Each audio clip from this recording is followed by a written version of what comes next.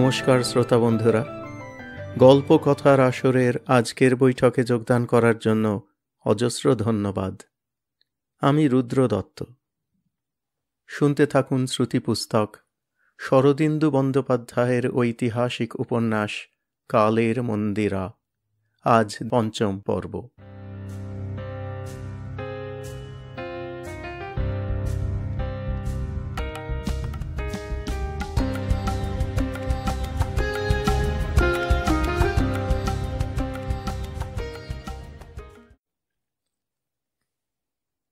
ত্রয়োদশ পরিচ্ছেদ। চৈন পরিব্রাজক। সূর্যোদয়ের সঙ্গে পান্থশালার দ্বার খুলিল। পারসিক স্বার্থবাহ ইতিপূর্বেই উষ্ট্রগর্দভের পিঠে পণ্যভার চাপাইয়া প্রস্তুত ছিল। তাহারা পান্থশালার শুল্ক চুকাইয়া দিয়া বাহির হইয়া পড়িল। তাহারা সারা আর্যাবর্তে পরিভ্রমণ করিবে, পথপার্শ্বে আলস্যবশে বিলম্ব করিলে চলিবে না।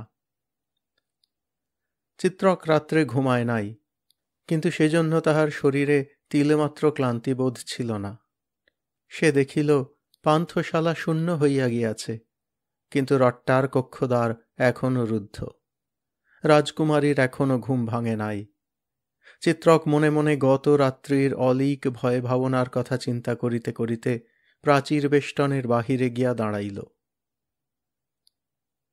নবীন রবিকরে উপত্যকা ঝলমল করিতেছে। তৃণপ্রান্তে তখনও শিশির বিন্দু শুকায় নাই। হিমার্দ্রমন্থর বায়ু শরীর পুলকিত করিতেছে। চিত্রক উৎফুল্ল নেত্রে চারিদিকে তাকাইয়া দেখিতে লাগিল। আজ তাহার চোখে প্রকৃতির রং বদলাইয়া গিয়াছে।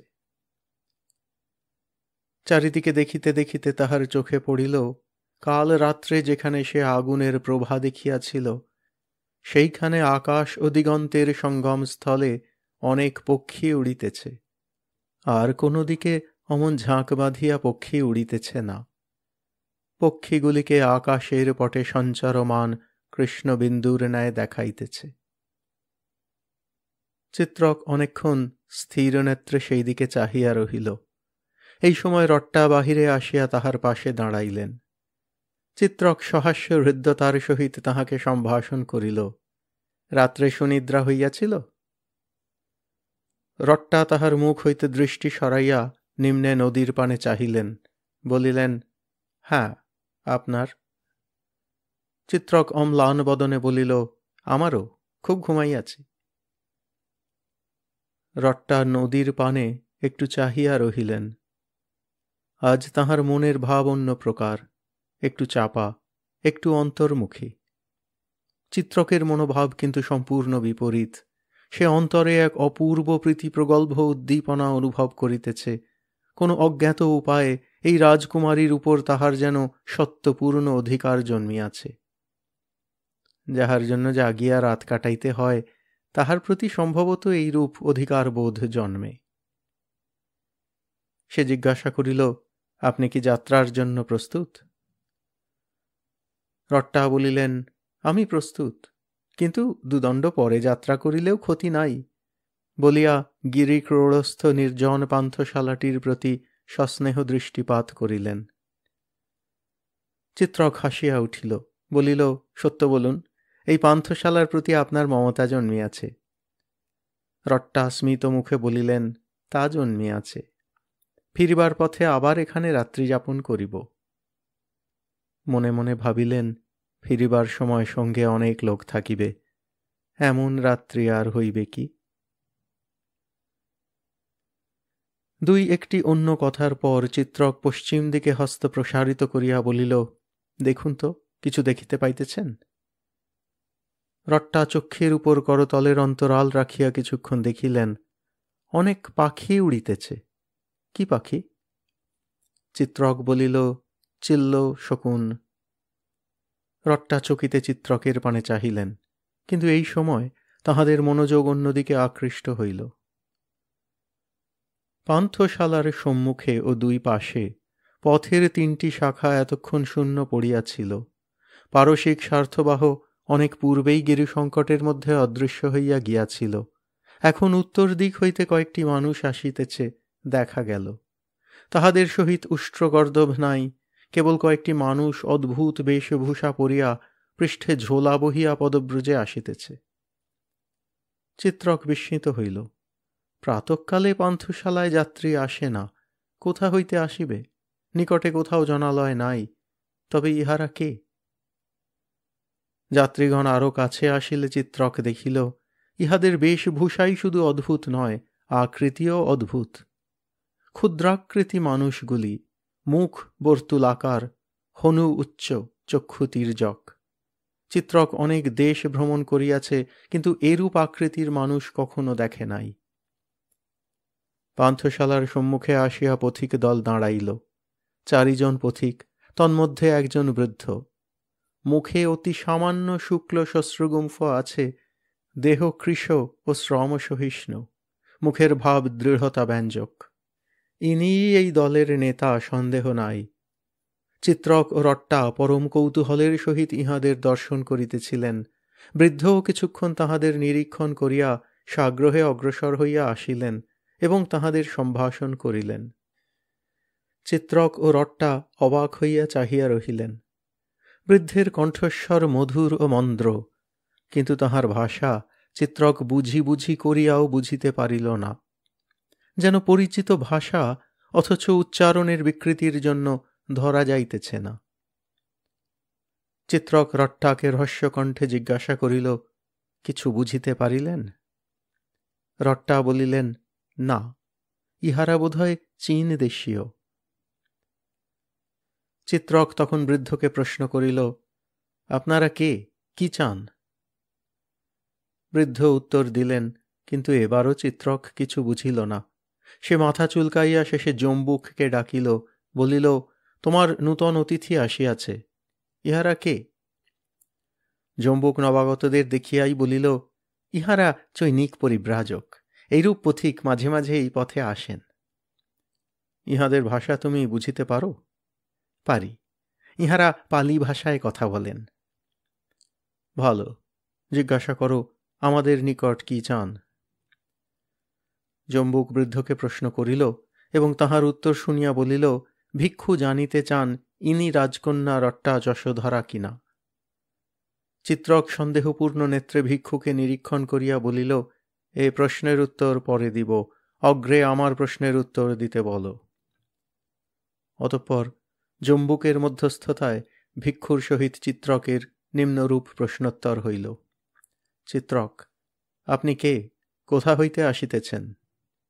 ভিক্ষু, আমার নাম টো এং, আমরা চীন দেশ হইতে আসিতেছি, ইহারা আমার শিষ্য। চিত্রক, চীন দেশ কত দূর? ভিক্ষু, 2 বৎসরের পথ। চিত্রক, কোথায় যাইবেন? ভিক্ষু, কুশীনগর যাইব। লোকজ্যেষ্ঠ বুদ্ধ যেখানে দেহ রক্ষা করিয়াছিলেন, সেই পবিত্র স্থানে দেহ রক্ষা করিব, এই আশা লইয়া চলিয়াছি। এখন বুদ্ধের ইচ্ছা। এই জন্য এত দূর পথ আসিয়াছেন? অন্য কোনো উদ্দেশ্য নাই? অন্য কোনো উদ্দেশ্য নাই। ক্ষমা করুন, আপনারা প্রাতঃকালে এখানে আসিলেন কি করিয়া? আমরা অহিংসাধর্মী বৌদ্ধ, অস্ত্র ধারণ করা আমাদের নিষেধ, কিন্তু এ পথে দস্যু তস্কর আছে, তাই আমরা রাত্রিকালে পথ চলি, দিবাভাগে বিশ্রাম করি। কাল রাত্রে চন্দ্রোদয় হইলে যাত্রা করিয়াছিলাম। কোথা হইতে যাত্রা করিয়াছিলেন? চষ্টন দুর্গ হইতে। রট্টা এতক্ষণ নীরবে শুনিতেছিলেন, এখন চষ্টন দুর্গের নাম শুনিয়া সাগ্রহে অগ্রসর হইয়া আসিলেন। চষ্টন দুর্গ? তবে আমার পিতার সহিত আপনার সাক্ষাৎ হইয়াছিল? ভিক্ষু হাসিলেন, বলিলেন, আমি অনুমান করিয়াছিলাম তুমিই রাজকন্যা রট্টা যশোধরা। আমি তোমার পিতার নিকট হইতে কিছু বার্তা বহন করিয়া আনিয়াছি। ভাবিয়াছিলাম কপোতকূটে যাইতে হইবে, ভালোই হইল, পথেই তোমার দেখা পাইলাম। এখানে আমার কর্তব্য শেষ করিয়া নিজ কর্মে যাইব। রট্টা, পিতা কি বার্তা পাঠাইয়াছেন? ভিক্ষু, ধর্মাদিত্যের বার্তা সকলের নিকট প্রকাশ্য নয়, কিন্তু যখন দ্বিভাষীর প্রমুখাৎ কথা বলিতে হইতেছে, তখন গোপন রাখা অসম্ভব। ভরসা করি ইহাতে ক্ষতি হইবে না। রট্টার মুখে শঙ্কার ছায়া পড়িয়াছিল। তিনি ক্ষীণ কণ্ঠে বলিলেন, না, ক্ষতি হইবে না, আপনি বলুন। ভিক্ষু, ধর্মাদিত্য তোমাকে এই বার্তা পাঠাইয়াছেন, তুমি কদাপি চষ্টন দুর্গে আসিও না, আসিলে ঘোর বিপদ ঘটিবে। রট্টা স্থির বিস্ফারিত নেত্রে ভিক্ষুর পানে চাহিয়া রহিলেন। তারপর স্খলিত স্বরে বলিলেন, বিপদ ঘটিবে? কিরূপ বিপদ?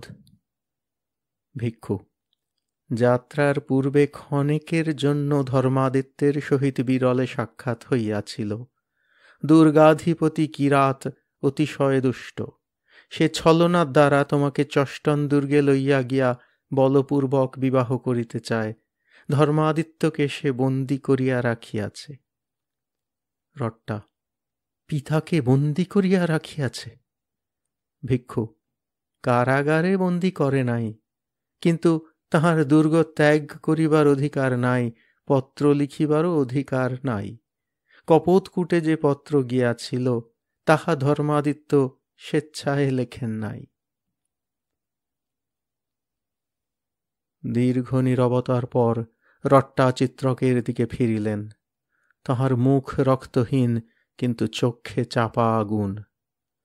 রুদ্ধস্বরে বলিলেন, কিরাতের যে এত দূর স্পর্ধা হইবে তাহা স্বপ্নেও ভাবি নাই। এখন কর্তব্য কি? চিত্রক কিছুকাল নীরব থাকিয়া ভিক্ষুকে জিজ্ঞাসা করিল, মহারাজ কি কোনো অনুজ্ঞা দিয়াছেন? ভিক্ষু, না, তিনি কেবল রট্টা যশোধরাকে চষ্টন দুর্গে যাইতে নিষেধ করিয়াছেন। কিন্তু তোমাদের কর্তব্য এই দুর্জনের হস্ত হইতে ধর্মাদিত্যকে উদ্ধার করা। কিরাত মিষ্ট কথায় ধর্মাদিত্যকে মুক্তি দিবে না। তাহার কূট অভিপ্রায় ব্যর্থ হইয়াছে জানিলে সে আরও ক্রুদ্ধ হইবে, হয়তো ধর্মাদিত্যের অনিষ্ট করিতে পারে। রট্টা ব্যাকুল নেত্রে চিত্রকের পানে চাহিলেন। চিত্রক শান্তস্বরে বলিল, আপনি অধীর হইবেন না, বিপদের সময় বুদ্ধি স্থির রাখিতে হয়। মহাশয়, আপনারা পরিশ্রমে পীড়িত, এখন বিশ্রাম করুন। জম্বুক, তুমি ইহাদের পরিচর্যা করো। যে ব্যাপারে যুদ্ধ বিগ্রহের গন্ধ আছে, তাহাতে চিত্রক কখনো বুদ্ধিভ্রষ্ট হয় না। যুদ্ধের প্রাক্কালে প্রবীণ সেনাপতির ন্যায় সে সমস্ত দায়িত্বভার নিজ হস্তে তুলিয়া লইল। রট্টার হাত ধরিয়া সে তাহাকে কক্ষে আনিয়া বসাইল। রট্টার করতল তুষারের মতো শীতল, অধর ঈষৎ কম্পিত হইতেছে।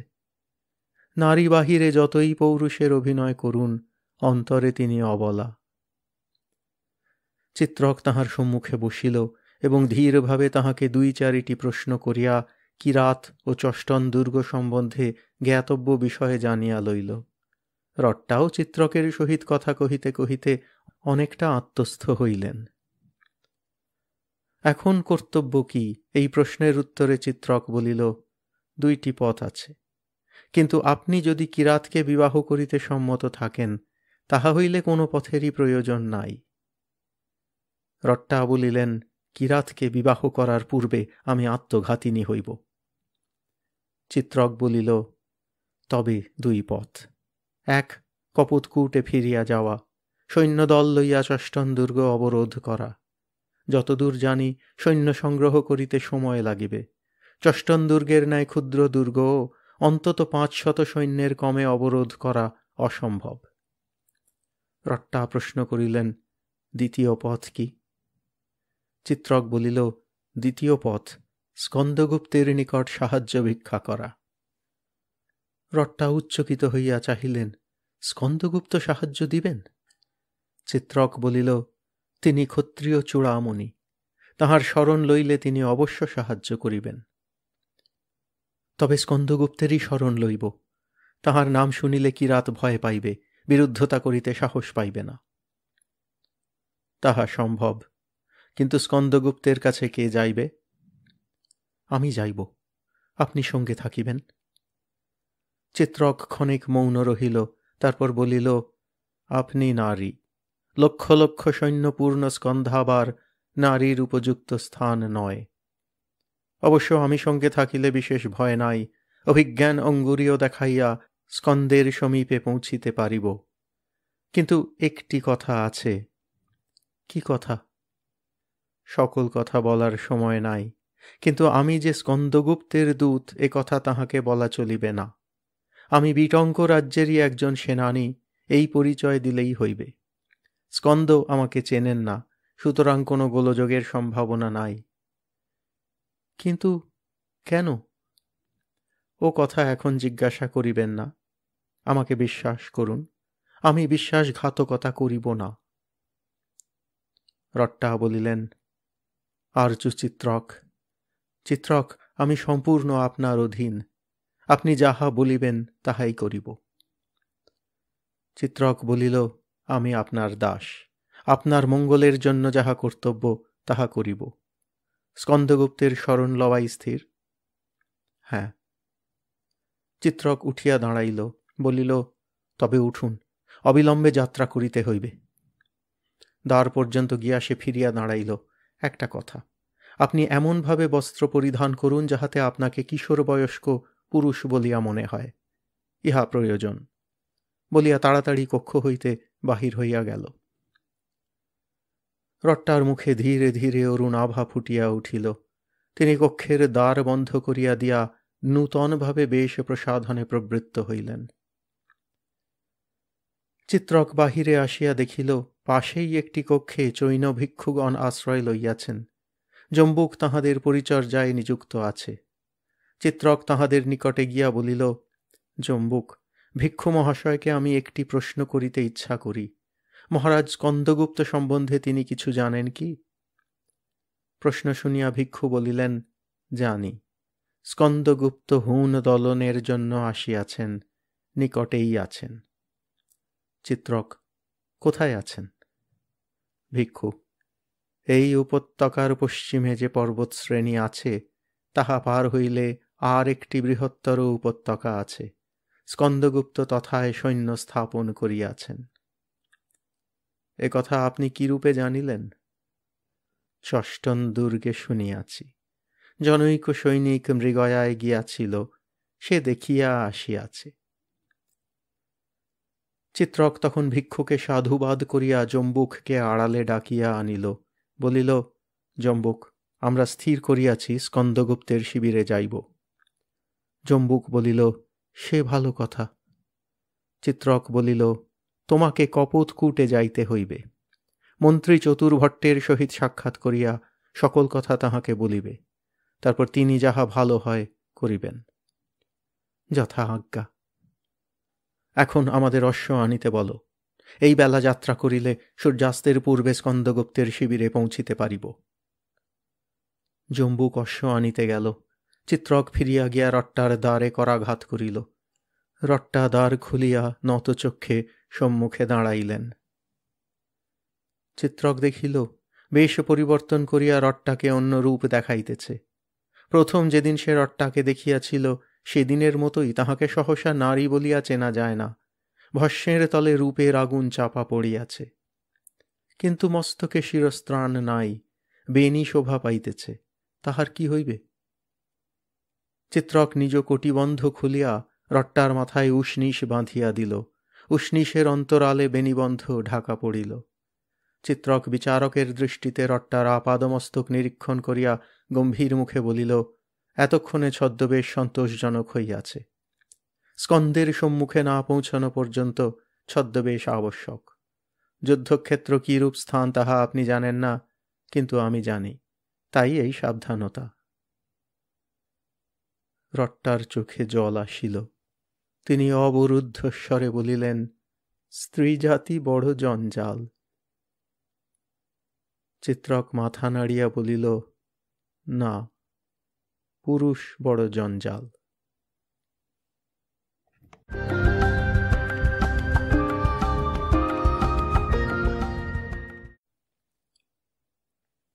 চতুর্দশ পরিচ্ছেদ। গিরিলঙ্ঘন। রট্টা ও চিত্রক অশ্বপৃষ্ঠে আরোহণ করিলে জম্বুক ছুটিয়া আসিয়া চিত্রকের অশ্বাসনে একটি বস্ত্রের পট্টলি বাঁধিয়া দিল। চিত্রক প্রশ্ন করিল, এ কি? জম্বুক বলিল, কিছু খাদ্য, সঙ্গে থাকা ভালো, হয়তো প্রয়োজন হইবে। চিত্রক বলিল, ভালো, তুমিও আর বিলম্ব করিও না। জম্বুক বলিল, না, কিন্তু আমার অশ্ব নাই, গর্দভ পৃষ্ঠে যাইতে হইবে, পৌঁছিতে বিলম্ব হইতে পারে। রট্টা জম্বুকের হস্তে একটি স্বর্ণ দিনার দিয়া বলিলেন, তোমার পারিতোষিক, ভিক্ষুদের কথা ভুলিও না। জম্বুক স্বর্ণমুদ্রা সসম্ভ্রমে ললাটে স্পর্শ করিয়া বলিল, আজ্ঞা, ভিক্ষুদের জন্য গোধূম লইয়া যাইব, সঙ্গে ভৃত্য থাকিবে, সে সঙ্গে গোধূম পৌঁছাইয়া দিয়া ফিরিয়া আসিবে, আমি কপোতকূটে চলিয়া যাইব। অতঃপর জম্বুকের কর্মকুশলতা সম্বন্ধে নিশ্চিন্ত হইয়া উভয়ে পশ্চিম দিকে অশ্বের মুখ ফিরাইলেন। সম্মুখে উপত্যকা, তাহার পরপ্রান্তে পাহাড় আছে, কিন্তু এখান হইতে দেখা যায় না। সেই পাহাড় পার হইয়া স্কন্দগুপ্তের স্কন্ধাবারে পৌঁছিতে হইবে। রট্টা বায়ু কোণ হইতে নৈঋত কোণ পর্যন্ত চক্ষু ফিরাইয়া জিজ্ঞাসা করিলেন, কোন স্থানে যাইতে হইবে, দিগদর্শন হইবে কি প্রকারে? চিত্রক বলিল, ওই যে স্থানে চিল্ল শকুন উড়িতেছে, উহাই আমাদের গন্তব্যস্থান, উহা লক্ষ্য করিয়া চলিলে স্কন্ধাবারে পৌঁছিব। বিস্মিতা রট্টা বলিলেন, কি করিয়া বুঝিলেন? চিত্রক একটু হাসিয়া বলিল, অনেক দেখিয়াছি, যুদ্ধের প্রাক্কালে সৈন্য শিবিরের মাথায় চিল্ল শকুন উড়ে, উহারা বোধহয় জানিতে পারে। আসুন, আর বিলম্ব নয়, আজ দ্রুত অশ্ব চালাইতে হইবে। দুইটি অশ্ব নদীর বাম তীররেখা ধরিয়া ছুটিয়া চলিল। রট্টা একবার চক্ষু ফিরাইয়া পান্থশালার পানে চাহিলেন, তাহার দুই চক্ষু জলে ভরিয়া উঠিল। মনে হইল, চিরপরিচিত গৃহ ছাড়িয়া কোন অজানা নিরুদ্দেশের পথে চলিয়াছেন। দ্বিপ্রহরের সূর্য মধ্যাকাশে উঠিয়াছে। চিত্রক ও রট্টা এক বিশাল সিংসপা বৃক্ষের তলে আসিয়া অশ্ব থামাইলেন। নদীটি এইখানে ঈষৎ বক্র হইয়া নৈঋত কোণে চলিয়া গিয়াছে, পরপারের ভূমি শিলাবন্ধুর ও উচ্চ হইতে আরম্ভ করিয়াছে। ইহা উপত্যকার পশ্চিম প্রান্ত বলা যাইতে পারে। চিত্রক চারিদিক অবলোকন করিয়া বলিল, এবার নদী পার হইতে হইবে। রট্টা বলিলেন, নদীর জল যদি গভীর হয়? চিত্রক নদীর অর্ধস্বচ্ছ জলের ভিতরে দৃষ্টি প্রবিষ্ট করাইবার চেষ্টা করিয়া বলিল, না, নদীগর্ভ প্রস্তরময়, স্রোত মন্দ, সুতরাং অগভীর হইবার সম্ভাবনা। যা হোক, তাহা পরে পরীক্ষা করা যাইবে, আপাতত আহার ও বিশ্রামের প্রয়োজন। রট্টা যেন এই প্রস্তাবের জন্য অপেক্ষা করিতেছিলেন। তিনি অশ্ব হইতে নামিয়া তরুচ্ছায়ার শষ্পাসনে বসিলেন। চিত্রক অশ্ব দুইটিকে বলগা ধরিয়া নদীর তীরে লইয়া গিয়া জলপান করাইল। তারপর তাহাদের যথেচ্ছ বিচরণ করিবার জন্য ছাড়িয়া দিয়া খাদ্যের পট্টলি লইয়া রট্টার কাছে আসিয়া বসিল। পট্টলি খুলিয়া দেখা গেল, জম্বুক অনেক খাদ্য দিয়াছে, যবের পিষ্টক ও তণ্ডুলের পৌলিক, কয়েকটি সংখ্যাকৃতি শর্করা কন্দ, এক কুঞ্চি চনক ও কিছু গুড়। চিত্রক সহাস্যে বলিল, জম্বুক বিচক্ষণ ব্যক্তি, এত দিয়াছে যে 2 দিনেও ফুরাইবে না। পট্টলি মধ্যস্থলে রাখিয়া উভয়ে তাহা হইতে তুলিয়া তুলিয়া আহার করিতে লাগিলেন। চিত্রক রট্টার প্রতি একটি সকৌতুক কটাক্ষপাত করিয়া বলিল, খাদ্য কেমন লাগিতেছে? রট্টা অর্ধমুদিত নেত্রে বলিলেন, বড় মিষ্ট। চিত্রক তরবারি দ্বারা শর্করাকন্দ কাটিতে কাটিতে বলিল, ক্ষুধায় চায় না সুধা, বৈশ্যানর জ্বলিলে 3 তিড়িও মিষ্ট লাগে। আহার শেষ হইলে চিত্রক পট্টলি আবার সযত্নে বাঁধিয়া রাখিল। দুইজনে নদী তীরে গিয়া অঞ্জলি ভরিয়া জল পান করিলেন। তারপর আবার তরুচ্ছায়া তলে আসিয়া বসিলেন। রট্টা তৃপ্তির একটি নিঃশ্বাস ফেলিয়া অজিনের ন্যায় শস্পসজ্জায় অর্ধশয়ান হইলেন। চিত্রক জিজ্ঞাসা করিল, আপনার কি ক্লান্তি বোধ হইতেছে? না, আমি প্রস্তুত বলিয়া রট্টা উঠিবার উপক্রম করিলেন। চিত্রক বলিল, তরা নাই, অশ্ব দুটির আরও কিছুক্ষণ বিশ্রাম প্রয়োজন। অশ্ব দুইটি ইতিমধ্যে শস্পাহরণ করিতে করিতে নদী তীর হইতে কিছু দূর চলিয়া গিয়াছিল। অলস নেত্রে তাহাদের একবার দেখিয়া লইয়া চিত্রক ও শ্যামল তৃণশয্যায় অঙ্গ প্রসারিত করিয়া দিল। কিছুক্ষণ নীরবে কাটিবার পর রট্টা ধীরে ধীরে যেন আত্মগতভাবে বলিলেন, পৃথিবীতে যদি যুদ্ধ বিগ্রহ স্বার্থপরতা কুটিলতা না থাকিত। চিত্রক চক্ষু মুদিত করিয়া একটু হাসিল। রট্টা বলিলেন, কেন এই হিংসা, কেন এত লোভ, এত কাড়াকাড়ি? আর্য চিত্রক, আপনি বলিতে পারেন? চিত্রক উঠিয়া বসিল, কিছুক্ষণ নতনেত্রে চিন্তা করিয়া বলিল, না, বোধহয় ইহাই মানুষের নিয়তি। মানুষ যাহা চায় তাহা পাইবার অন্য উপায় জানে না বলিয়াই যুদ্ধ করে, হিংসা করে। কিন্তু অন্য উপায় কি নাই?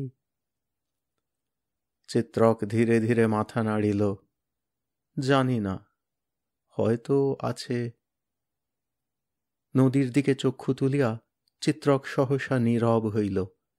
রট্টা তাহার দৃষ্টি অনুসরণ করিয়া দেখিলেন, নদীর পরপারে প্রায় 30 দণ্ড দূরে একটি সুন্দর শৃঙ্গধর মৃগ মদগর্বিত পদক্ষেপে আসিতেছে। নদীর কূলে আসিয়া সে জল পান করিল, তারপর নির্ভয়ে নদী উত্তরণ করিয়া এপারে আসিয়া উপস্থিত হইল। নদীর জল তাহার উদর স্পর্শ করিল না। সে বৃক্ষচ্ছায়ায় মানুষের অস্তিত্ব লক্ষ্য করে নাই, প্রত্যাশাও করে নাই। তীরে উঠিয়া সহসা তাহাদের দেখিতে পাইয়া নিমেষে মধ্যে অতি দীর্ঘ লম্ফ প্রদানপূর্বক বিদ্যুৎ বেগে পলায়ন করিল। চিত্রক হাসিয়া উঠিল, পট্টলি হস্তে উঠিয়া দাঁড়াইয়া সে বলিল, চলুন এবার যাত্রা করি। নদীর গভীরতা সম্বন্ধে প্রশ্নের সমাধা হইয়াছে। পশ্চিম দিগ্বলয় সুরঞ্জিত করিয়া সূর্য অস্ত যাইতেছে। চারিদিকে পাহাড়, দীর্ঘশায়িত অনুচ্চ পর্বতশ্রেণী, মাঝে মাঝে প্রস্তরের স্কন্ধ উচ্চ হইয়া আছে। পর্বতগাত্রে সর্বত্র বর্বুর ও বনবদরীর গুল্ম। এই দৃশ্যের মধ্যস্থলে অশ্বারূঢ় চিত্রক ও রট্টা দাঁড়াইয়া। রট্টা নীরবে চিত্রকের পানে চাহিলেন। তাহার মুখে এক বিচিত্র হাসি ফুটিয়া উঠিল। তাহাদের পর্বত লঙ্ঘনের চেষ্টা বহু পথে বিপথে আবর্তিত হইয়া এই কুটিল গিরিসংকটের চক্রে আবদ্ধ হইয়াছে। রাত্রি আসন্ন, গন্তব্যস্থান এখনও সুদূর পরাহত। এই সময় দূরাগত দুন্দুভির ডিন্ডিম শব্দ তাহাদের কর্ণে আসিল। শব্দ নয়, স্থির বায়ুমণ্ডলে একটা অস্পষ্ট স্পন্দন মাত্র। চিত্রক উৎকর্ণ হইয়া শুনিল, তারপর রট্টার দিকে ফিরিয়া বলিল, স্কন্ধাবারে সন্ধ্যার ভেরি বাজিতেছে, শুনিলেন? রট্টা বলিলেন, হ্যাঁ। এখান হইতে কত দূর অনুমান হয়? চিত্রক ললাট কুঞ্চিত করিয়া বলিল, সিধা আকাশ পথে অন্তত 1 যোজন। আজ স্কন্ধাবারে পৌঁছানো অসম্ভব। তবে? চিত্রক চারিদিকে চাহিল। এই স্থানেই রাত্রি কাটাইব, এখানে জল আছে বলিয়া সে অঙ্গুলি নির্দেশ করিয়া দেখাইল।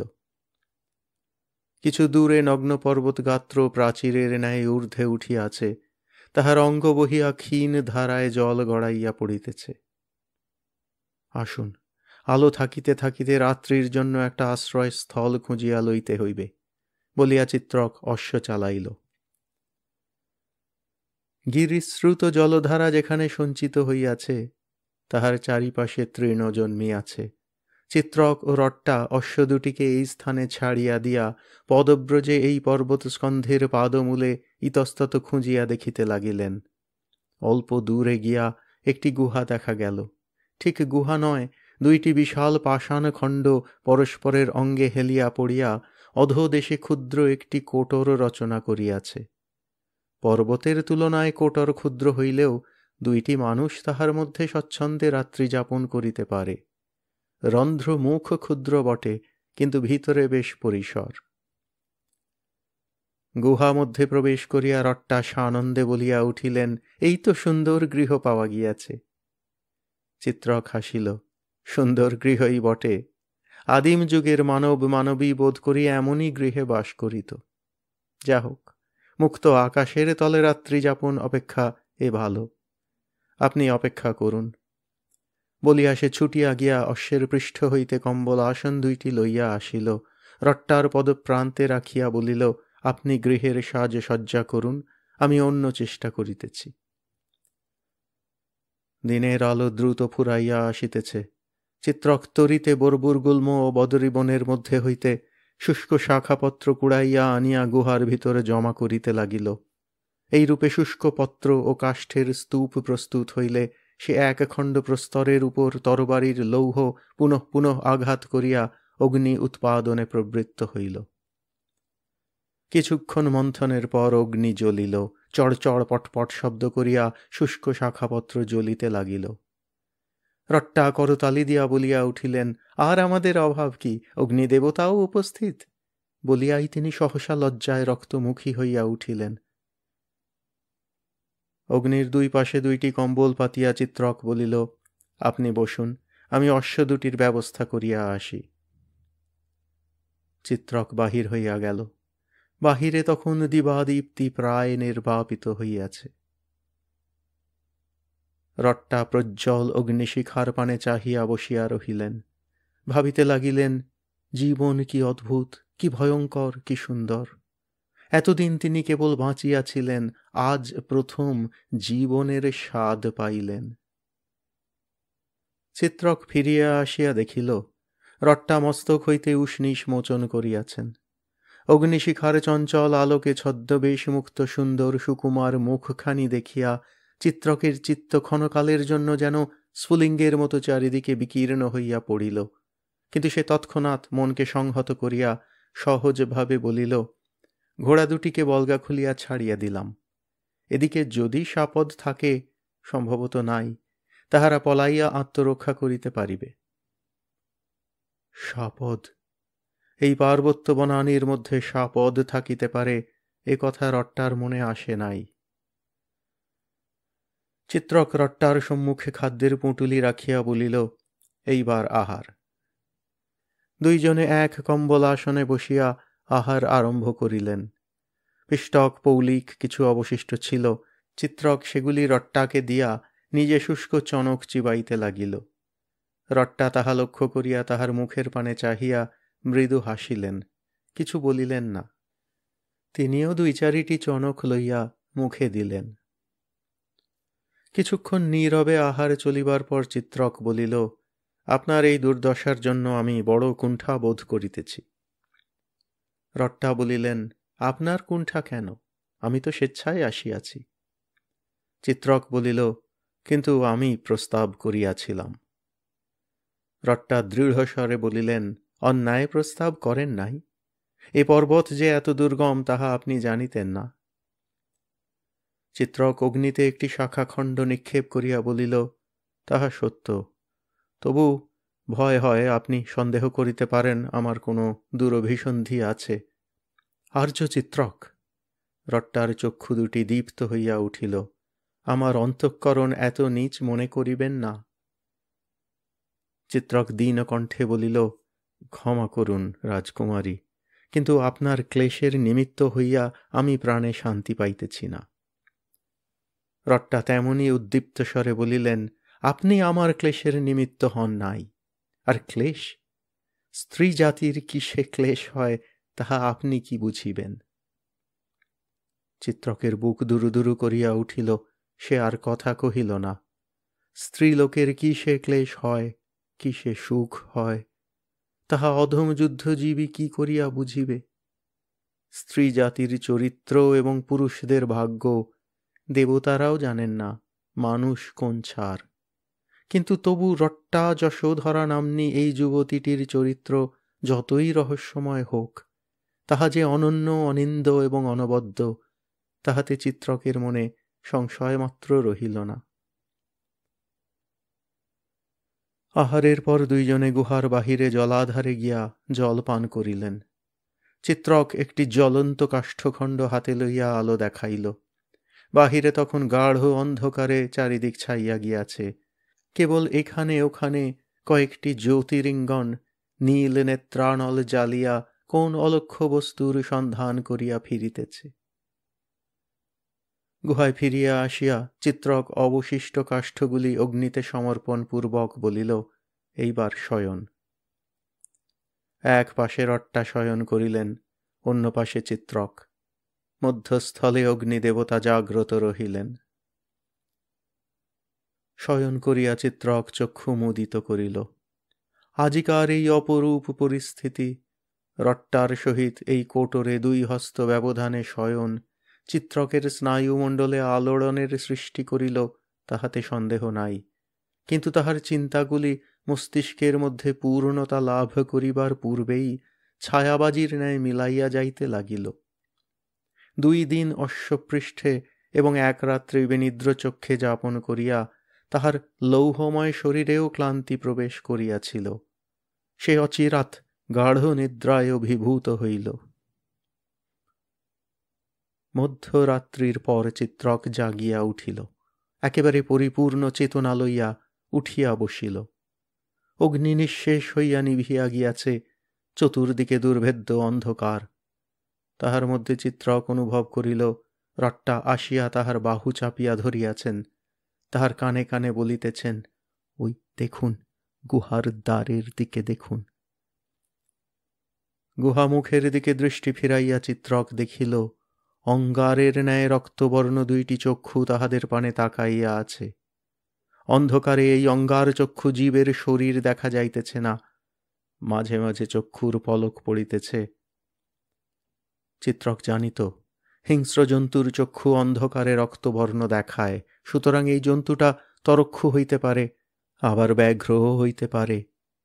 বোধহয় গুহার মধ্যে প্রবেশ করিতে সাহস পাইতেছে না, কিন্তু ক্রমে সাহস পাইবে, রক্তলোলুপতার কাছে ভয় পরাজিত হইবে। চিত্রকের দেহের পেশিগুলি শক্ত হইয়া উঠিল। রট্টা তাহার পাশে বসিয়া পড়িয়া তাহার বাহু জড়াইয়া ধরিয়াছিলেন। কম্পিত স্বরে জিজ্ঞাসা করিলেন, উহা কি ব্যাঘ্র? চিত্রক রট্টার কথার উত্তর দিল না। তৎপরিবর্তে তাহার কণ্ঠ হইতে একটি দীর্ঘ বিকট শব্দ বাহির হইল। শব্দ এত বিকট ও ভয়ঙ্কর যে কোনো হিংস্র জন্তুর কণ্ঠ হইতে এরূপ শব্দ বাহির হয় না। অশ্বের রেশা, হস্তির বৃংহিত এবং তূর্যনিনাদ মিশাইয়া এইরূপ ঘোর শব্দ সৃষ্টি হইতে পারে। এই নিনাদ থামিবার পূর্বেই গুহামুখ হইতে রক্তচক্ষু 2টি সহসা অন্তর্হিত হইল।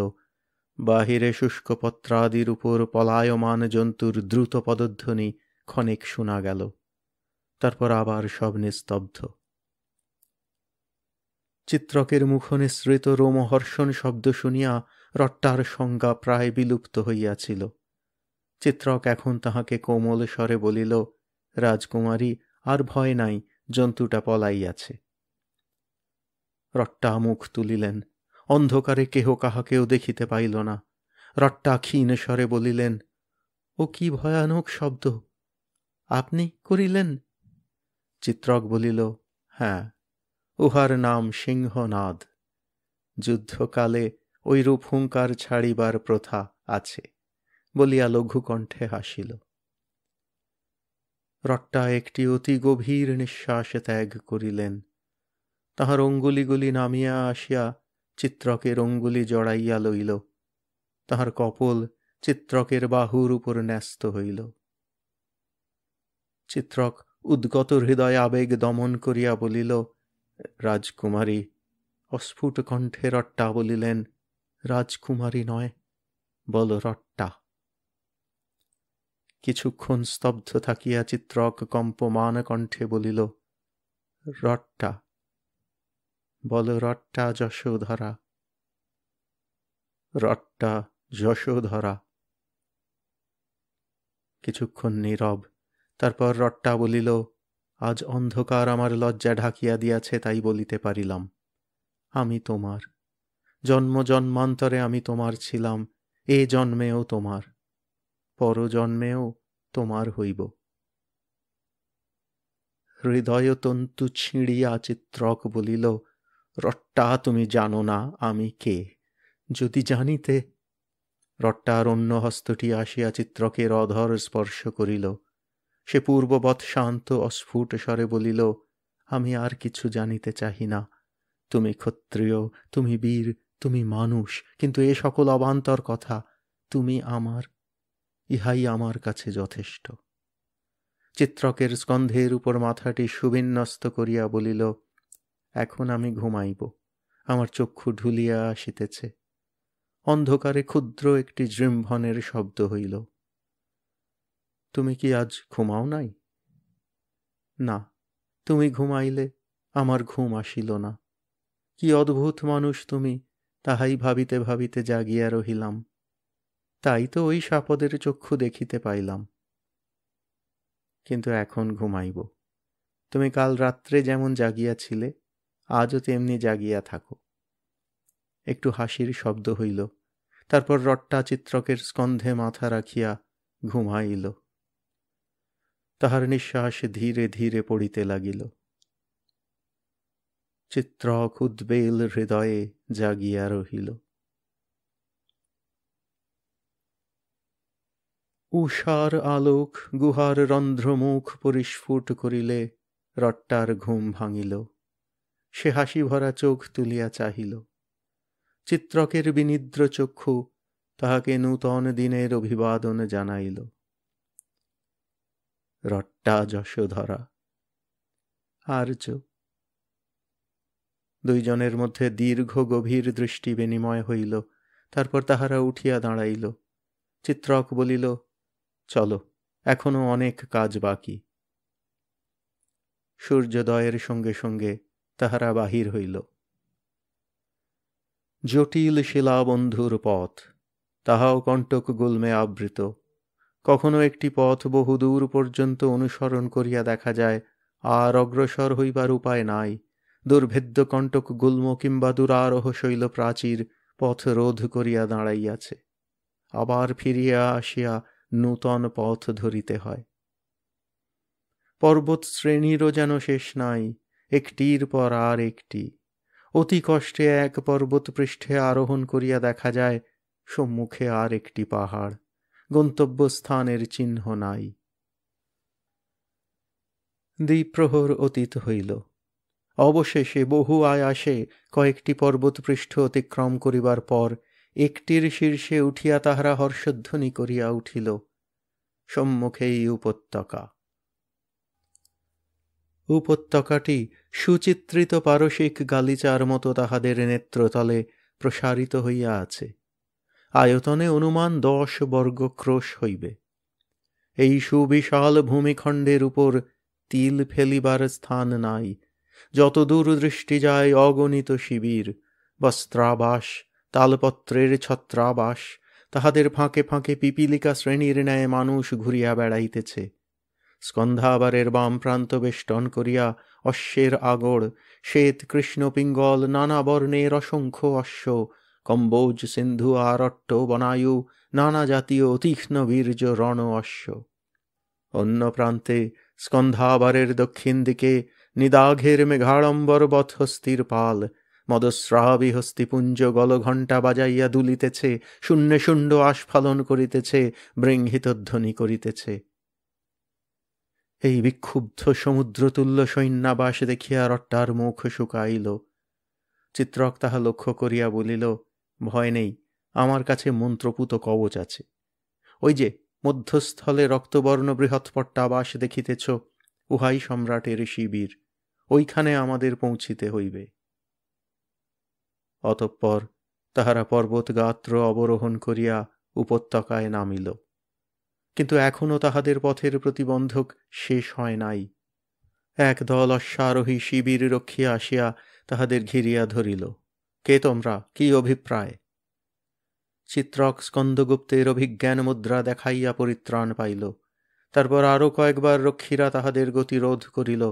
সাধারণ সৈনিকরা নূতন লোক দেখিয়া রঙ্গতামাশা করিল, কিন্তু ভাগ্য বলে রট্টাকে নারী বলিয়া চিনিতে পারিল না। অবশেষে তাহারা স্কন্দগুপ্তের প্রহরী বেষ্টিত শিবির সম্মুখে উপস্থিত হইল। অশ্ব হইতে অবতরণ করিয়া শূলধারী প্রধান দ্বারপালের সম্মুখে দাঁড়াইল। দ্বারপাল বলিল, কি চাও? চিত্রক বলিল, ইনি বিটঙ্ক রাজ্যের রাজদহিতা কুমারী রট্টা যশোধরা, পরম ভট্টারক সম্রাট স্কন্দগুপ্তের সাক্ষাৎ প্রার্থিনী। বলিয়া রট্টার মস্তক হইতে উষ্ণীষ খুলিয়া লইল। বন্ধনমুক্ত বিসর্পিল বেণী রট্টার পৃষ্ঠে লুটাইয়া পড়িল।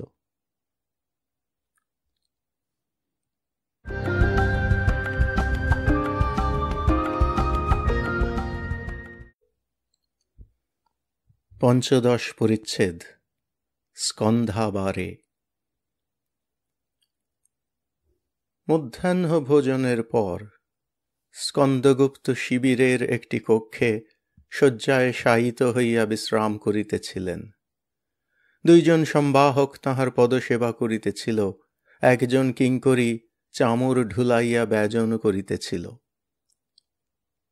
ভুক্ত্বা রাজবদাচরেত। সেকালে মধ্যাহ্ন ভোজনের পর বিশ্রামের রীতি ছিল। রাজা হইতে আপামর সাধারণ সকলেই দ্বিপ্রহরে কিয়ৎকালের জন্য রাজবৎ আচরণ করিতেন।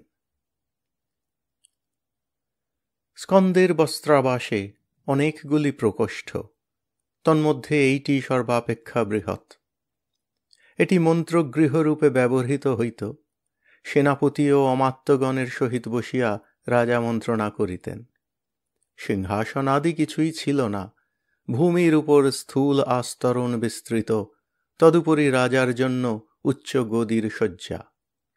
মন্ত্রণাকালে ইহাই রাজার আসন, দ্বিপ্রহরে বিশ্রামের জন্য ইহাই তাহার পালঙ্ক। কিন্তু বিধাতা যাহাকে অসামান্য কর্মভার প্রদান করিয়াছেন, তাহার বিশ্রামের সময় কোথায়? স্কন্দের তন্দ্রা থাকিয়া থাকিয়া বিঘ্নিত হইতেছিল।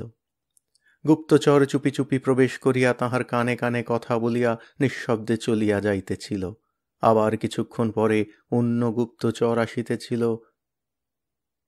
এইরূপ অর্ধতন্দ্রিত অবস্থায় স্কন্দের মস্তিষ্কের ক্রিয়া চলিতেছিল। হুন 50 ক্রোশ উত্তরে দল বাঁধিতেছে। কোন দিকে যাইবে?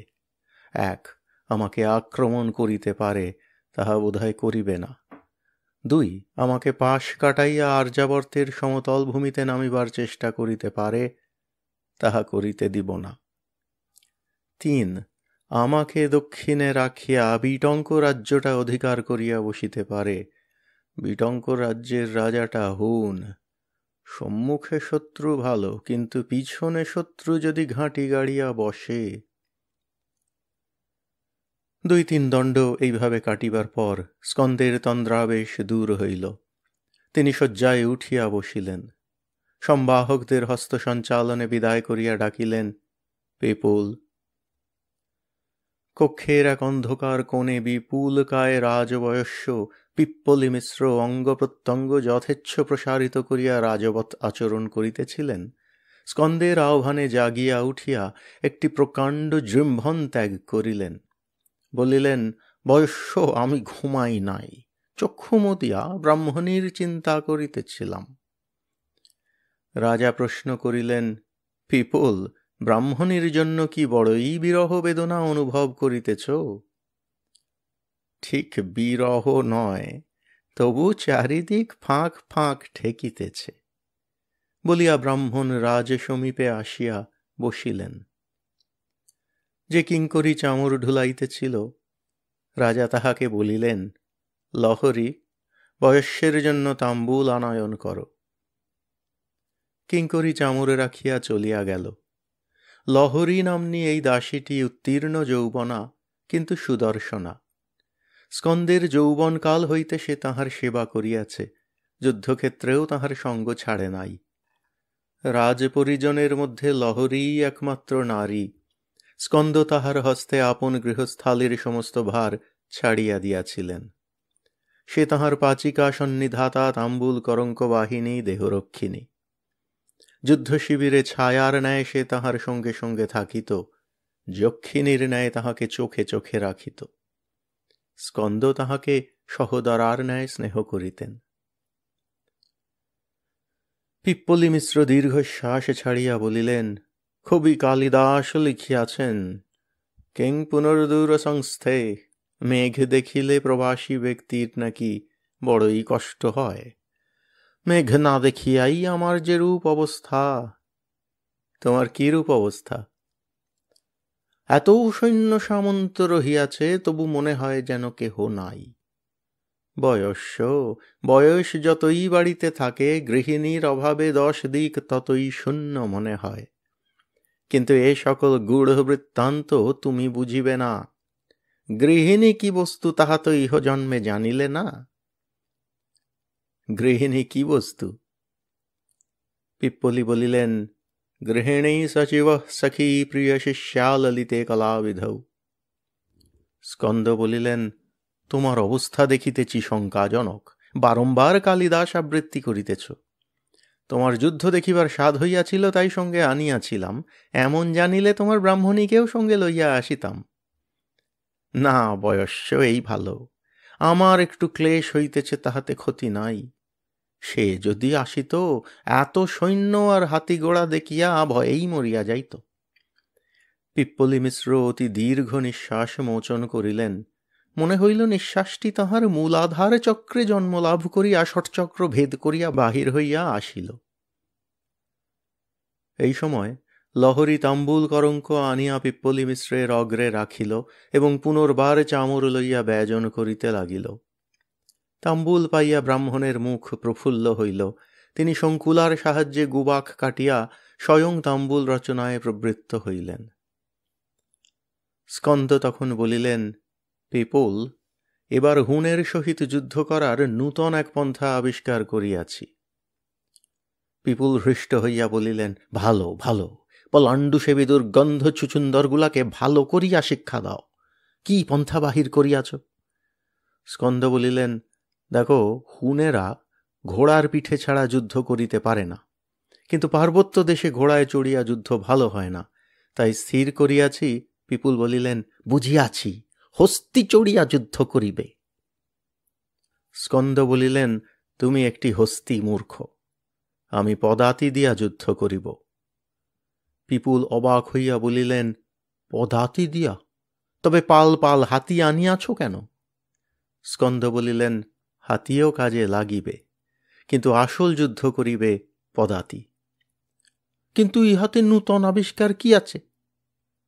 নূতন আবিষ্কার এই যে, পদাতিদের হাতে 12 হস্ত পরিমিত দীর্ঘ বংশদণ্ড থাকিবে। বাঁশ দিয়া হুন তাড়াইবে? স্কন্দ হাসিলেন, শুধু বাঁশ নয়, বাঁশের অগ্রভাগে ভল্লের ফলক থাকিবে। বর্তমানে যে ভল্ল ব্যবহৃত হয়, তাহার দৈর্ঘ্য মাত্র 6 হস্ত। কিছু বুঝিলে? পিপ্পলি মিশ্র কিছুক্ষণ তৃষ্ণিম ভাব অবলম্বন করিয়া শেষে মাথা নাড়িলেন। যুদ্ধবিদ্যায় আমার তেমন পারদর্শিতা নাই, কিন্তু যখন আবিষ্কার করিয়াছ, তখন নিশ্চয় কিছু মানে আছে। স্কন্দ হতাশ হইয়া নিঃশ্বাস ফেলিলেন, কাহাকেই বা বলি। এই সময় দ্বারপাল আসিয়া সংবাদ দিল, বিটঙ্ক রাজ্যের রাজকন্যা এক অনুচর সহ আয়ুষ্মানের দর্শন ভিক্ষা করেন। স্কন্দ ঈষৎ বিস্ময়ে কিয়ৎকাল চাহিয়া রহিলেন, তারপর বলিলেন, বিটঙ্কের রাজকন্যা, হুন দুহিতা, লইয়া এসো। দ্বারপাল চলিয়া গেল। লহরী একটি সূক্ষ্ম মল্লবস্ত্রের উত্তরীয় দিয়া রাজার নগ্ন স্কন্ধ আবৃত করিয়া দিল। পিপুল তাহার তাম্বুল কলঙ্ক লইয়া এক পাশে সরিয়া বসিলেন। অনতিকাল পরে রট্টা আসিয়া শিবির দ্বারের অগ্রে দাঁড়াইল, পশ্চাতে চিত্রক। রট্টার হৃদযন্ত্র দ্রুত স্পন্দিত হইতেছিল। সে দেখিল, কক্ষের মধ্যস্থলে এক পুরুষ সিংহ বসিয়া আছেন। রট্টা অনুমান করিয়াছিল, ভারতবর্ষের চক্রবর্তী অধীশ্বর স্কন্দ অবশ্য বয়স্থ পুরুষ হইবেন, কিন্তু স্কন্দের সুগৌর দেহে জরার করাঙ্ক চিহ্নিত হয় নাই। তেজঃপুঞ্জ মুখমণ্ডল হইতে যৌবনের লাবণ্য বিকীর্ণ হইতেছে। তাহার অনুভব এত প্রবল যে শিবির প্রকোষ্ঠে অন্য কেহ আছে তাহা সহসা লক্ষ্য হয় না। অপরপক্ষে রাজা দেখিলেন এক অপরূপ সুন্দরী কন্যা। মনে হইল এক ঝলক বিদ্যুৎ আকাশ হইতে নামিয়া আসিয়া তাহার সম্মুখে স্থির হইয়া দাঁড়াইয়াছে। তিনি বিস্ময়োৎফুল্ল নেত্রে চাহিয়া রহিলেন। রট্টাত্তরিতে রাজার সম্মুখে আসিয়া নতজানু হইল, পুটাঞ্জলি হইয়া বলিল, রট্টা যশোধরার প্রণতি গ্রহণ করুন রাজাধিরাজ। চিত্রকও রট্টার পশ্চাতে থাকিয়া রাজাকে প্রণাম করিল। স্কন্দ হস্তের ইঙ্গিতে উভয়কে বসিবার অনুমতি দিয়া ধীর কণ্ঠে বলিলেন, রট্টা যশোধরা, তুমি বিটঙ্ক রাজের দুহিতা? হ্যাঁ রাজাধিরাজ। হুন কন্যা? রট্টার গ্রীবা ঈষৎ বক্র হইল। সে বলিল, হ্যাঁ, আমি হুন কন্যা, কিন্তু সেজন্য আমার লজ্জা নাই। আমার পিতা মহানুভব পুরুষ। স্কন্দের অধরে অল্প হাসি দেখা দিল। তিনি বলিলেন, তোমাকে লজ্জা দিবার জন্য এ প্রশ্ন করি নাই। তোমাকে দেখিয়া আর্যকন্যা বলিয়া মনে হয়, তাই জিজ্ঞাসা করিয়াছিলাম। রট্টা বলিল, আমার মাতা আর্য ছিলেন। স্কন্দ বলিলেন, ভালো, এখন বুঝিলাম। রাজা কি তোমাকে দূতরূপে পাঠাইয়াছেন? না মহারাজ, আমি নিজ ইচ্ছায় আসিয়াছি। স্কন্দের ভ্রু ঈষৎ উত্থিত হইল। বলিলেন, তুমি সাহসিনী বটে। এই বিপুল সেনাসমুদ্রে অন্য কোন নারী প্রবেশ করিতে পারিত না। তুমি কোথা হইতে আসিতেছ? রট্টা বলিল, উপস্থিত এক পান্থশালা হইতে। পর্বত পার হইতে 2 দিন লাগিয়াছে। 2 দিন? রাত্রি কোথায় যাপন করিলে? পর্বতের গুহায়। স্কন্দ প্রশ্নকুঞ্চিত চক্ষে রট্টার পানে চাহিলেন। রট্টাও নির্ভীক অকপট নেত্রে রাজার পানে চাহিয়া রহিল। রাজার চক্ষু নিমেষের জন্য একবার চিত্রকের মুখের উপর গিয়া ফিরিয়া আসিল। তিনি বলিলেন, ভালো কথা, তুমি কুমারী না বিবাহিতা? রট্টা বলিল, আমি কুমারী। চিত্রকের দিকে নির্দেশ করিয়া বলিল, ইনি চিত্রক বর্মা, বিটঙ্ক রাজ্যের এক সেনানী। চিত্রক আবার জোড় হস্তে প্রণাম করিল। অভিজ্ঞান অঙ্গুরীয় সে পূর্বেই কোটি দেশে লুকাইয়াছিল। স্কন্দ বলিলেন, তোমরা অবশ্য কোনো প্রয়োজনে আমার নিকট আসিয়াছ, কিন্তু পর্বত লঙ্ঘন করিয়া তোমরা ক্লান্ত। আজ বিশ্রাম করো, কাল তোমাদের কথা শুনিব। রট্টা বলিল, দেব, গুরুতর রাজকার্যে আপনার নিকট আসিয়াছি। অগ্রে আমার বক্তব্য নিবেদন করিব, তারপর বিশ্রাম। স্কন্দ বলিলেন, ভালো, কিন্তু তৎপূর্বে একটি কথা জানিতে ইচ্ছা করি।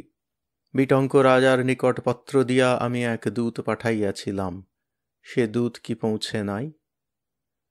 পিপ্পলি অদূরে বসিয়া সকল কথা শুনিতেছিলেন। জনান্তিকে বলিলেন, শশী শেখর, আমার ব্রাহ্মণীর ভ্রাতুষ্পুত্র। রট্টা একবারে চিত্রকের দিকে কটাক্ষ করিল।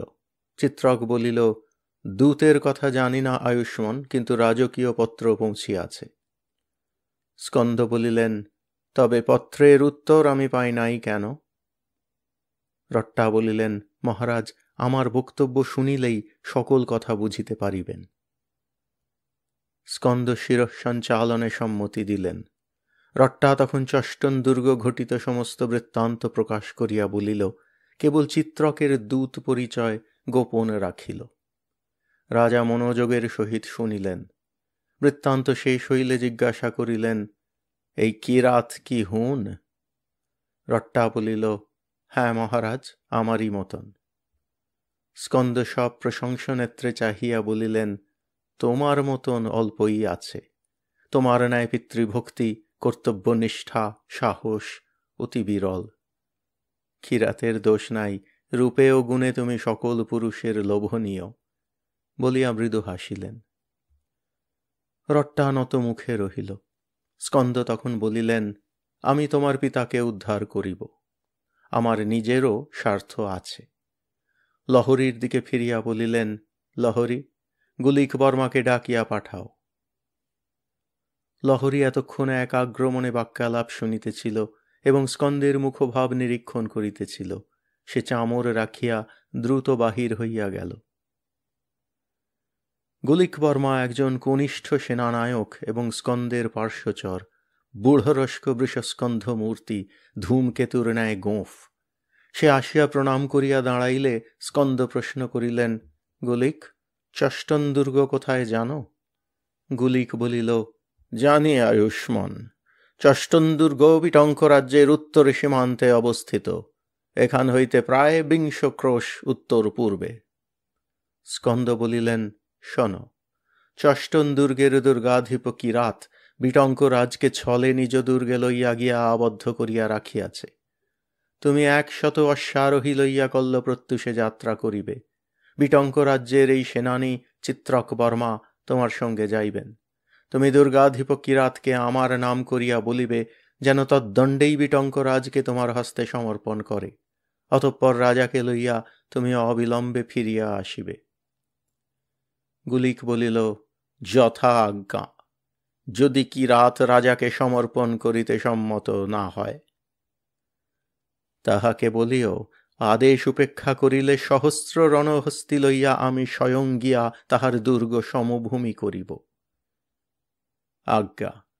যদি তাহাতেও ভয় না পায়, তখন আমার কাছে দূত পাঠাইবে। উপস্থিত চিত্রক বর্মাকে তোমার শিবিরে লইয়া যাও, উত্তম রূপে অতিথি সৎকার করো।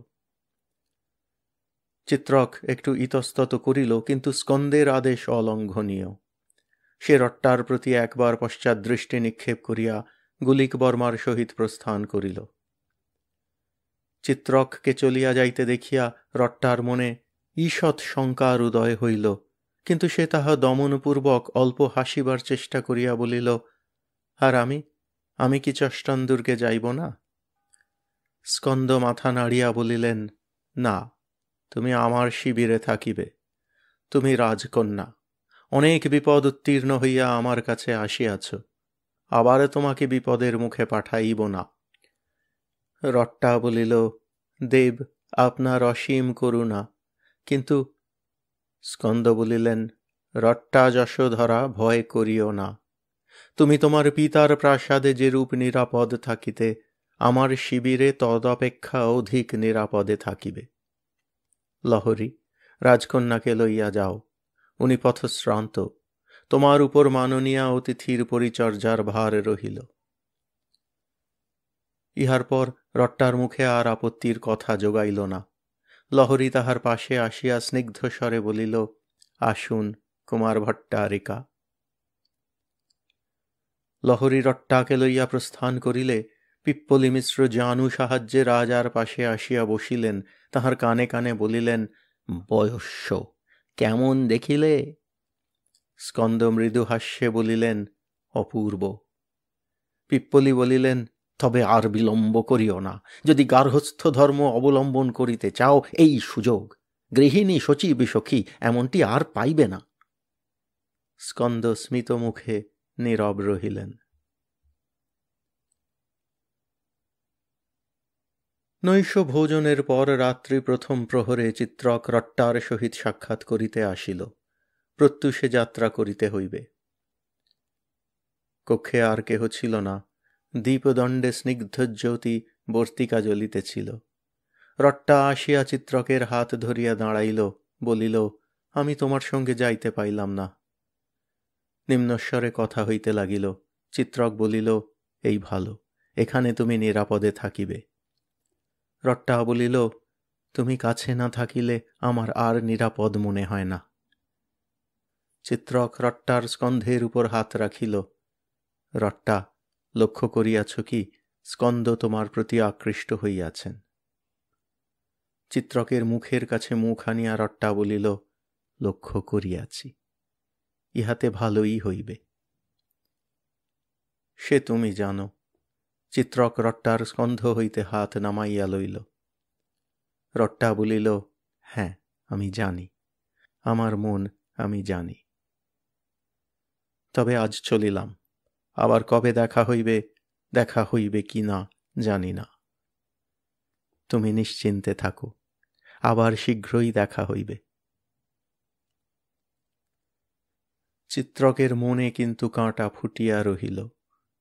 চতুষ্সাগরা পৃথ্বীর একচ্ছত্র অধীশ্বর, তাঁহার একমাত্র মহিষী, এই প্রলোভন কোন নারী ছাড়িতে পারে? কিন্তু সে মুখে কিছু প্রকাশ করিল না। আরও 2-4টি কথার পর রট্টার নিকট বিদায় লইল। মনে মনে ভাবিল, এই বুঝি শেষ সাক্ষাৎ। অতঃপর রট্টা শয্যায় আসিয়া শয়ন করিল। কিয়ৎকাল শূন্যে চক্ষু মেলিয়া থাকিবার পর দেখিল, দাসী লহরী নিঃশব্দে পদপ্রান্তে আসিয়া দাঁড়াইয়াছে। লহরী মৃদুকণ্ঠে বলিল, দেবী, আপনার পদ সম্বাহন করিয়া দিই। রট্টা স্মিত মুখে বলিল, তুমি অনেক সেবা করিয়াছ, আর প্রয়োজন নাই। লহরী বলিল, সে কি কথা, আমি পদসেবা করি, আপনি ঘুমান। আপনি ঘুমাইলে আমিও আপনার পদতলে ঘুমাইব। রট্টা বুঝিল, এই কক্ষটি এবং এই শয্যা লহরীর। যে বস্ত্র রট্টা পরিধান করিয়াছে তাহাও লহরীর। সৈন্য শিবিরে অন্য নারী বস্ত্র কোথা হইতে আসিবে? রট্টা আর আপত্তি করিল না। লহরী শয্যা প্রান্তে বসিয়া তাহার পদসেবা করিতে লাগিল। কিছুক্ষণ নীরবে কাটিল। তারপর রট্টা বলিল, শিবিরে অন্য নারী কি নাই? না দেবী। তোমার নাম লহরী? তুমি কতদিন রাজসংসারে আছো? 10 বৎসর বয়সে কুমার স্কন্দের তাম্বুল কলঙ্ক বাহিনী হইয়া রাজসংসারে প্রবেশ করিয়াছিলাম। সে আজ 20 বছরের কথা। সেই অবধি আছি। যুদ্ধক্ষেত্রেও তোমাকে আসিতে হয়? আমি না থাকিলে কুমার স্কন্দের সেবা হয় না। তিনি সেবা লইতে জানেন না, ভৃত্যেরা অবহেলা করে, তাই আমাকে আসিতে হয়। তুমি এখনো রাজাকে স্কন্দ বলো? হ্যাঁ দেবী, পুরাতন অভ্যাস ছাড়িতে পারি নাই। তুমি বিবাহিতা? না দেবী। বিবাহ করো নাই কেন? আমি বিবাহ করিলে কুমার স্কন্দের সেবা করিবে কে? রট্টা কিছুক্ষণ লহরীর মুখের পানে চাহিয়া রহিল। স্কন্দের প্রতি এই দাসীর মনের ভাব কিরূপ? দাস্যভাব, বাৎসল্য, সখ্য, প্রেম, হয়তো সব ভাব মিশিয়া একাকার হইয়া গিয়াছে। রট্টা প্রশ্ন করিল, মহারাজ বিবাহ করেন নাই কেন? লহরী বলিল, যুদ্ধ করিয়াই জীবন কাটিয়া গেল, বিবাহ করিবেন কখন? তাছাড়া কোন জ্যোতিষী নাকি বলিয়াছিলেন তিনি চিরকুমার থাকিবেন। ইহাই বিবাহ না করার কারণ? লহরী ক্ষণেক নীরব থাকিয়া বলিল, কুমার স্কন্দের ভোগে রুচি নাই। মনের মধ্যে তিনি বড় একাকী। কখনো মনের সঙ্গিনী পান নাই, পাইলে হয়তো বিবাহ করিতেন। রট্টা বলিল, বিবাহ করিলে হয়তো মনের সঙ্গী পাইতেন, কিন্তু এখন উপায় নাই। উপায় নাই কেন? এখন কি তিনি আর বিবাহ করিবেন? তাহার বিবাহের বয়স উত্তীর্ণ হয় নাই। অন্তরে বাহিরে তিনি যুবা পুরুষ। উপযুক্ত সঙ্গিনী পাইলে কেন বিবাহ করিবেন না? তা বটে। আর কোনো কথা হইল না। ক্রমে রট্টা ঘুমাইয়া পড়িল। রাত্রে কিন্তু ভালো নিদ্রা হইল না। বারবার কোন নিভৃত উৎকণ্ঠার পীড়নে ভাঙিয়া যাইতে লাগিল। শিবিরের আর একটি কক্ষে স্কন্দ শয়ন করিয়াছিলেন। তাহারও আজ ভালো নিদ্রা হইল না।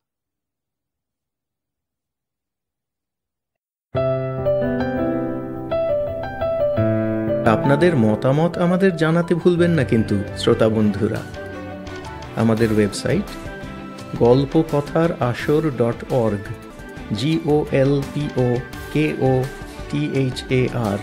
golpokothar-asor www.ecom.org।